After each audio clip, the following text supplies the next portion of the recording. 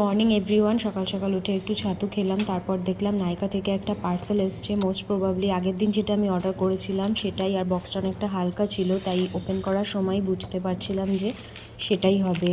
তো দেখলাম হ্যাঁ, শিট মাস্কগুলোই এসছে। আমি 5টা অর্ডার করেছিলাম, এক এক করে আমি মিলিয়ে নিলাম যে সব ঠিকঠাক আছে কি না। হ্যাঁ, ঠিকঠাকই দিয়েছে, 5টাই আছে।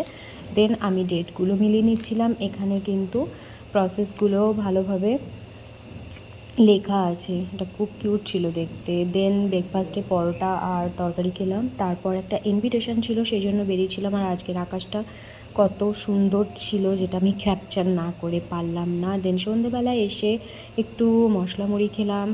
আর রাতের বেলায় ছিল ডিনারে ডাল আলু সেদ্ধ, তেমন কিছু ছিল না। খাওয়া দাওয়ার পর শুতে যাওয়ার আগে আমি স্কিন কেয়ারটা সেরে ফেললাম, যে আমার স্কিনটা ভীষণই ড্রাই হয়ে যাচ্ছিলো, তাই শিট মাস্কগুলো আমি নিয়ে নিয়েছিলাম। এখানে ওপেন করার পর মাস্কটা বের করলাম। মাস্কটা কিন্তু দারুণভাবে ফোল্ড করা থাকে, সেটা পার্ট ওয়াইজ ফেসে অ্যাপ্লাই করতে হবে, আর তারপরে স্কিনের ওপর ভালোভাবে প্রেস করে বসাতে হবে পার্ট ওয়াইজ। আর এটা ইউজ করাও ভীষণ ইজি। ইউজ করার পর এটা মুখে প্রায় 15 থেকে 20 মিনিট মতো রেখে দিতে হবে। আমি ওই 18 মিনিট অবধি রেখে দিয়েছিলাম।